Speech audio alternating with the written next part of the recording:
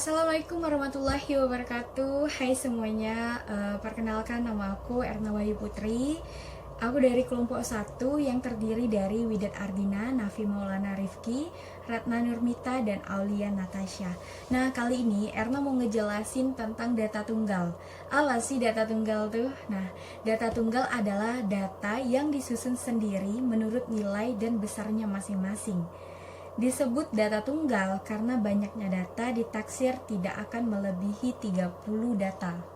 Sehingga tidak perlu menggunakan tabel distribusi frekuensi. Tentu saja, perhitungan ukuran pemusatan datanya dari mean, median, modus, dan lainnya akan jauh lebih simpel daripada data yang disajikan dalam bentuk distribusi frekuensi. Kelebihan penyusunan data dengan data tunggal adalah kita benar-benar dapat melihat nilai sebuah data yang berjajar tanpa melakukan perhitungan terlebih dahulu. Namun, data yang berjajar hingga mencapai belasan akan terlihat kurang rapi. Nah, itu tadi penjelasan Erna tentang data tunggal. Nah, kali ini Erna mau kasih contoh soal dan gimana sih cara penyelesaiannya. Nah, seperti ini. Nah, tadi kalian sudah lihat kan bagaimana contoh soalnya. Sekarang aku akan menjelaskan cara menyelesaikannya. Ini adalah nilai mata kuliah statistik dari 30 mahasiswa kelas KPI 5A. Lalu, jumlah data ini kita urutkan terlebih dahulu. Dari angka yang terkecil sampai angka yang terbesar diurutkan.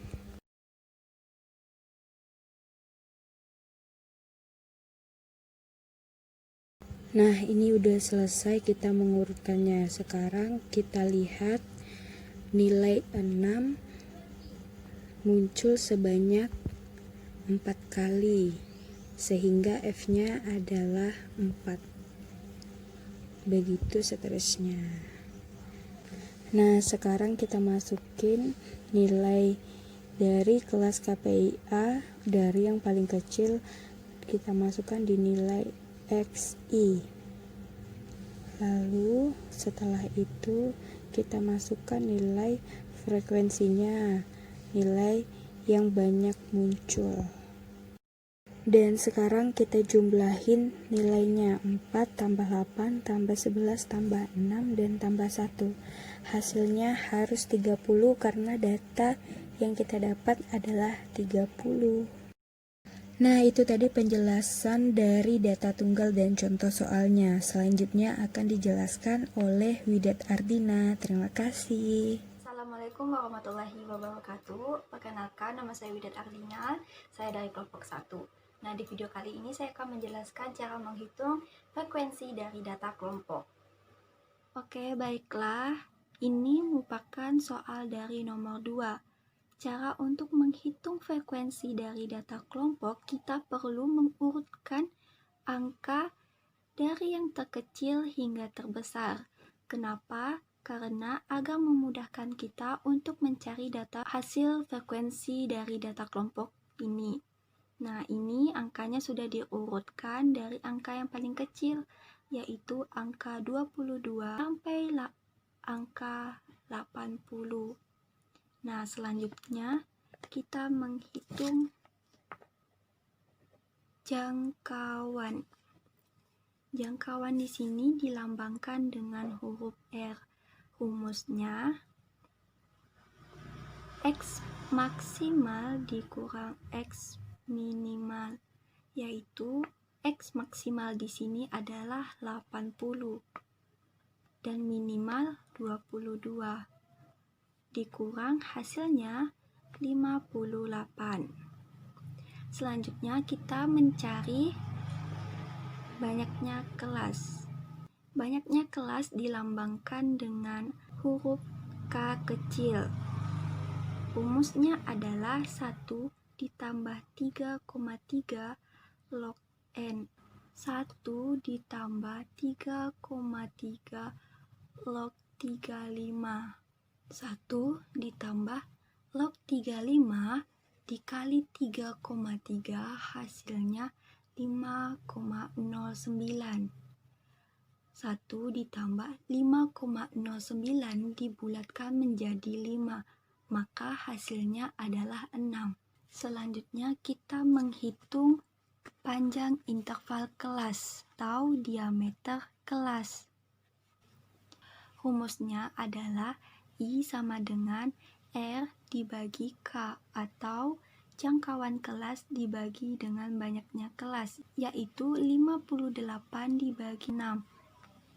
Hasilnya 9,6 dibulatkan menjadi 10.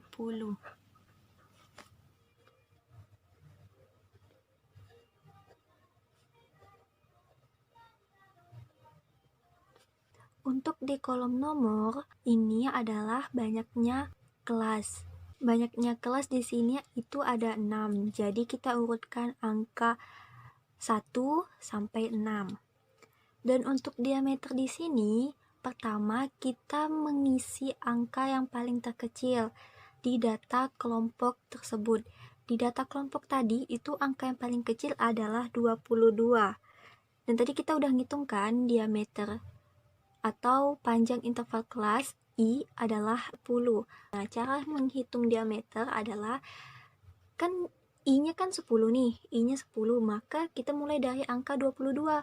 22, 23, 24, 25, 26, 27, 28, 29, 30, 31. Itu berdiameter 10, maka 22 sampai 31. Nah, untuk baris kedua, maka angka selanjutnya yaitu 32. Berdiameter 10 kan? Jadi kita ngitungnya dari 32, 33, 34, 35, 36, 37, 38, 39, 41. Kita tulis ini 41. Seterusnya, ini 42.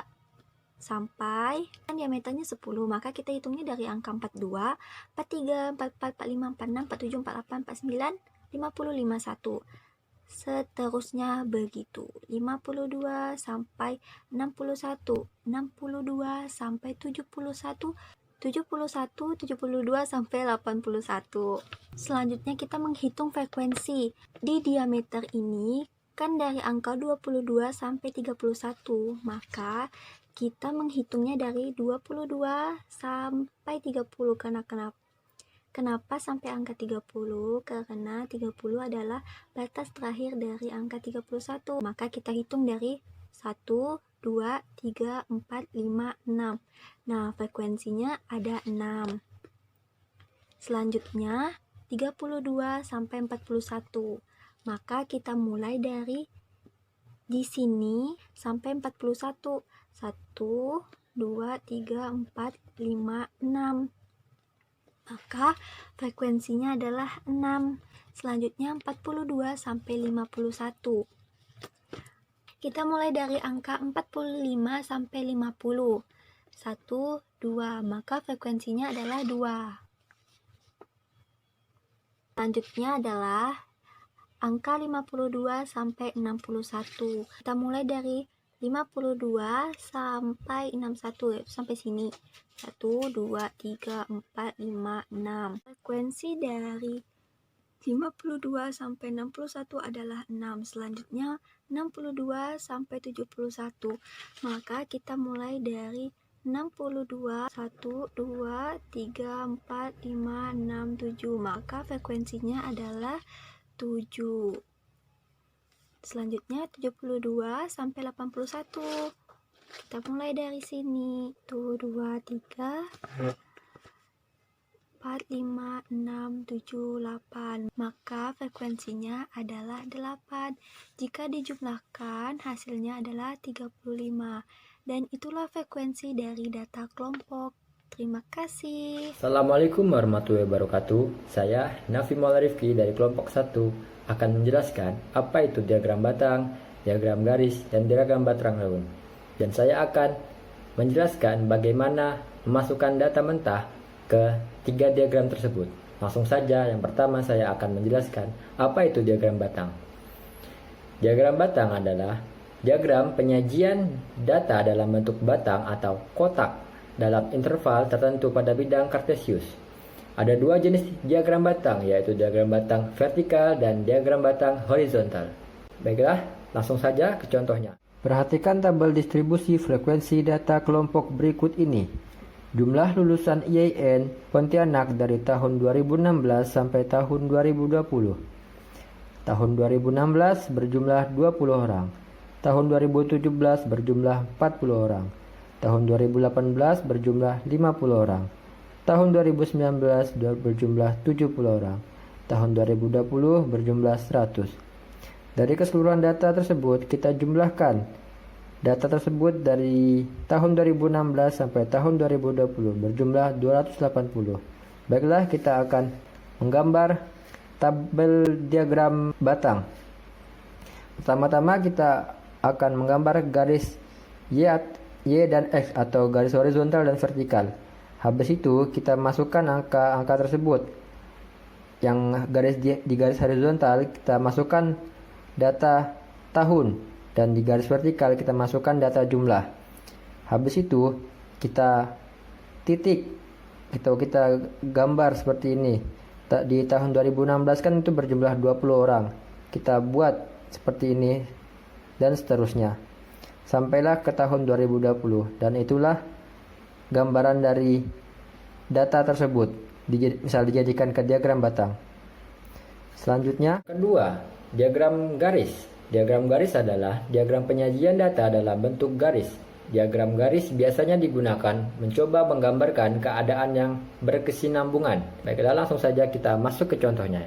Perhatikan tabel distribusi frekuensi berikut. Dalam 6 bulan pertama tahun 2018, biaya penggunaan WiFi di rumah Widat pada tabel berikut. Bulan Januari Rp300.000, bulan Februari Rp430.000, bulan Maret Rp230.000, bulan April Rp345.000, dan bulan Mei berjumlah Rp430. Habis itu kita gambar menggunakan diagram garis. Hampir sama seperti diagram batang, tapi kali ini kita hanya menitik-nitik dan habis itu menggaris. Pertama kita membuat garis vertikal dan horizontal atau sumbu X dan sumbu Y. Di bawah itu di garis horizontal kita tulis bulannya, bulannya, dan di garis vertikal kita tulis biayanya. Habis itu kita masukkan.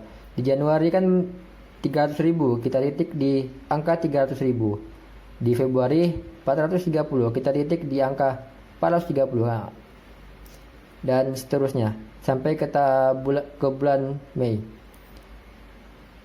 Habis itu kita garis lurus seperti ini. Itulah akan menggambarkan hasil data tersebut. Terakhir adalah diagram batang daun. Diagram batang daun atau biasa disebut stem and leaf diagram menyajikan penyebaran dari suatu data hingga secara keseluruhan data individu-individu dapat terlihat apakah ada kecenderungan data tersebut menyebar atau memusat pada suatu nilai tertentu, atau nilai manakah yang paling sering muncul dan yang jarang muncul. Data kuantitatif berbentuk angka. Angka akan disajikan dengan menggunakan diagram batang daun serta ditata menjadi dua bagian. Angka pertama ditempatkan pada bagian diagram yang disebut batang, dan angka yang kedua dan seterusnya ditempatkan pada bagian daun. Akan menjelaskan diagram batang daun. Perhatikan data tunggal berikut. Ini kan ada data mentah nih dari 10 sampai 43, itu datanya masih acak. Habis itu kita urutkan dari angka yang terkecil hingga angka terbesar dari 4 sampai 66. Penyelesaiannya, ini kan ada keterangan nih. Batang itu puluhan atau angka pertama di depan, yang habis itu daun itu satuan. Habis itu kita pisahkan dari yang mana batang, yang mana daun. Yang batang tuh nilai puluhan. Jadi misal mulainya dari 10 sampai berapa puluh, itu kita masukkan ke bagian batang. Kalau daun itu nilainya satuan atau angka kedua dari batang. Habis itu baiklah kita masukkan kan dari angka terkecil. Angka terkecil ini kan bukan puluhan. Angka 4 itu kan bukan puluhan, cuma 4. Berarti kita depannya kasih 0.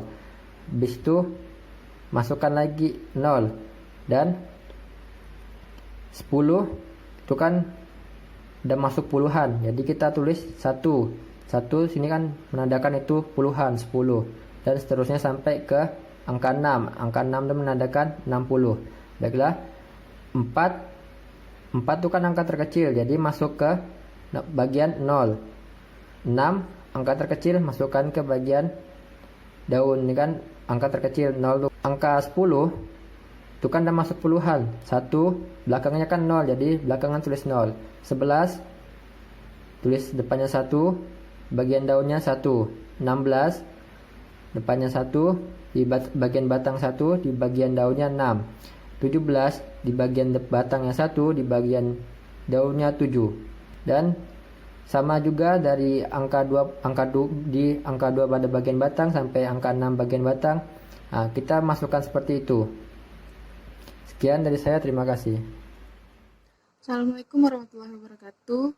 Saya Retna Nurmita, perwakilan dari kelompok 1 akan menjelaskan tentang diagram lingkaran. Diagram lingkaran adalah diagram yang cara penyajian datanya dalam bentuk lingkaran. Bagian-bagian dari daerah lingkaran menunjukkan bagian-bagian atau persen dari keseluruhan. Untuk membuat diagram lingkaran, terlebih dahulu ditentukan besarnya persentase tiap objek terhadap keseluruhan data dan besarnya pusat sektor lingkaran. Atau penjelasan yang lebih mudah dimengerti, yaitu diagram lingkaran adalah sebuah diagram yang berfungsi untuk menampilkan sebuah hasil data atau hasil angka yang digambarkan ke dalam bentuk lingkaran. Diagram lingkaran memiliki dua cara, yaitu persen dan derajat. Dan di sini kita akan menjelaskan tentang cara menentukan persen dalam diagram lingkaran. Seperti contoh yang satu ini. Di sini adalah contoh dari diagram lingkaran. Nita adalah anggota OSIS di SMP 2 yang mengurus di bidang pendataan siswa yang mengikuti ekstrakurikuler. Di SMP 2 tersebut memiliki 4 ekstrakurikuler dan data pun sudah dikumpulkan Nita sebagai berikut. Tabel data 90 siswa yang mengikuti ekstrakurikuler di SMP 2. Yang pertama yaitu olahraga, dengan jumlah siswa yang mengikuti ekstrakurikuler olahraga yaitu 40 orang. Seni dengan jumlah 20 orang, klub matematika dengan jumlah 15 orang, klub English dengan jumlah 15 orang, total 90 siswa. Sajikan data di atas dalam bentuk diagram lingkaran. Rumus yang digunakan dalam diagram lingkaran untuk persen yaitu jumlah siswa atau frekuensi dibagi total dikali 100%. Untuk yang pertama yaitu olahraga. Langkah pertama yaitu 40 dikali dengan 100 sama dengan 4000. 4000 dibagi 90 atau total dari keseluruhan siswa sama dengan 44,44. Dibulatkan menjadi 44%. Yang kedua yaitu 20 dari jumlah yang mengikuti ekstrakurikuler seni dikali dengan 100 sama dengan 2000. 2000 dibagi 90 yaitu total dari seluruh siswa sama dengan 22,22 yang dibulatkan menjadi 22%. Klub matematika dengan jumlah mengikuti 15 orang dikali 100 sama dengan 1500 dibagi 90 total siswa sama dengan 16,67 yang dibulatkan menjadi 17%. Yang terakhir yaitu klub Inggris. 15 dikali 100 sama dengan 1500 dibagi total siswa 90 sama dengan 16,67 sama dengan dibulatkan 17%. Dan bentuk dari diagram lingkaran seperti yang sudah ada di PPT. Sekian dari saya dan akan dilanjutkan oleh pemateri selanjutnya. Terima kasih. Assalamualaikum warahmatullahi wabarakatuh. Saya Aulia Natasha dari kelompok 1. Pada video ini akan menyajikan materi tentang data bentuk poligon dan data bentuk histogram. Nah, pertama-tama mungkin materi yang lain sudah dijelaskan oleh teman-teman saya sebelumnya. Langsung saja, data bentuk histogram Nah, dalam statistik, histogram merupakan tampilan bentuk grafis untuk menunjukkan distribusi data secara visual atau seberapa sering suatu nilai yang berbeda itu terjadi dalam suatu kumpulan data. Histogram juga merupakan salah satu alat dari 7 alat pengendalian kualitas. Nah, manfaat dari penggunaan histogram adalah untuk memberikan informasi mengenai variasi dalam proses dan membantu manajemen dalam membuat keputusan dalam upaya peningkatan proses yang berkesinambungan. Nah, kemudian grafik ini atau histogram ini biasa juga disebut diagram atau bar diagram. Bentuk dari grafis histogram yaitu berbentuk segi empat. Dasar pembuatan grafik ini menggunakan titik tengah dari data. Dari suatu data yang diperoleh yang dapat disusun dalam tabel distribusi frekuensi yang disajikan dalam bentuk diagram yang disebut histogram. Jika pada diagram batang, gambar batang-batangnya terpisah, tapi pada histogram batang-batangnya itu ciri-cirinya berhimpit. Oke, selanjutnya bahasan kedua yaitu data bentuk poligon. Penyajian data kelompok bentuk poligon memiliki bentuk serupa dengan diagram garis. Sama seperti dengan tujuan penyajian data dalam bentuk lainnya, penyajian data kelompok bentuk poligon digunakan untuk menyajikan data ke dalam bentuk yang lebih menarik. Selain itu, penyajian data kelompok bentuk poligon dapat memudahkan pembaca dalam melihat data. Poligon tersusun dari dua kata yaitu poly dan gon. Arti kata poly adalah banyak, sedangkan gon artinya adalah titik, sehingga poligon dapat diartikan sebagai sudut banyak. Ada dua jenis poligon, yaitu poligon tertutup dan poligon terbuka. Dikatakan poligon tertutup jika titik awal dan titik akhirnya bertemu dalam satu titik. Poligon terbuka ditandai dengan titik awal dan titik akhir tidak bertemu dalam satu titik. Jadi penyajian data kelompok bentuk poligon termasuk ke dalam bentuk poligon terbuka. Selanjutnya, poligon merupakan grafik distribusi dari distribusi frekuensi bergolong suatu variabel. Tampilan poligon ini berupa garis-garis patah yang diperoleh dengan cara menghubungkan puncak dari masing-masing nilai tengah kelas data. Jadi, absisnya adalah nilai tengah dari masing-masing kelas. Nah, apabila pada titik-titik tengah dari histogram dihubungkan dengan garis dan batang-batangnya dihapus, maka akan diperoleh poligon frekuensi. Begitu. Baik, sekian penjelasan dari saya. Baiklah, kita akan beralih ke contoh soal. Contoh soal dari diagram histogram dan poligon. Di sini ada nilai ujian mahasiswa YIN dari 55, 59 dengan frekuensi dan sebagainya. Kemudian penyelesaiannya atau cara menggambar diagram histogram dan poligonnya itu pertama kita harus menentukan batas kelas. Batas kelas bawah. Pertama, batas kelas bawah ini ialah ini yang 55, 60, 75, 70, 75, 80, 85, dan 90. Itu adalah batas kelas bawah. Sedangkan batas kelas atas atau batas atas kelas adalah 59 yang ini, yang sebelahnya. 59, 64, 69, 74, 79, 84, 89, dan 94. Kemudian, ketika sudah menentukan batas atas kelas atau batas bawah dan batas bawah kelas, kita menentukan tepi kelas. Di sini pertama tepi bawah kelas. Tepi bawah kelas. Nah, cara menentukan tepi bawah kelas adalah batas kelas bawah yang 55 sampai 90 ini dikurang dengan 0,5. Jadi dapat 54,5, 59,5, 64,5 dan seterusnya. Kemudian tepi atas kelas ini yang 59, 64, 69 ini ditambah dengan 0,5. Dapatlah hasil 59,5, 64,5, 69,5 dan seterusnya. Terakhir kita menentukan titik tengah kelas. Titik tengah kelas ini rumusnya batas atas yang ini, batas atas dikurang batas bawah, Nah, dibagi 2. Jadi seperti ini, batas atas 59 dikurang 55 dapat hasilnya 4, baru dibagi 2. Nah, baru ditambahkan dengan batas kelas bawah. 57 dapatlah nanti 57, 62, 67, 72, 77, 82, 87 dan 92. Setelah itu, nilai tengah tadi kita masukkan ke dalam diagram. Nah, kita buat dalam bentuk diagram. Ini frekuensinya. Ini 8, ini 18, ini 12, dan seterusnya. Jadilah diagram histogram. Ini diagram histogram. Kemudian untuk diagram poligonnya, seperti ini. Dengan frekuensi. Ini frekuensinya ya.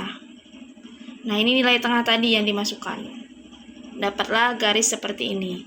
Ini diagram histogram, kalau misalnya kita hapus di sininya akan membentuk garis seperti ini. Oke. Baiklah, terima kasih.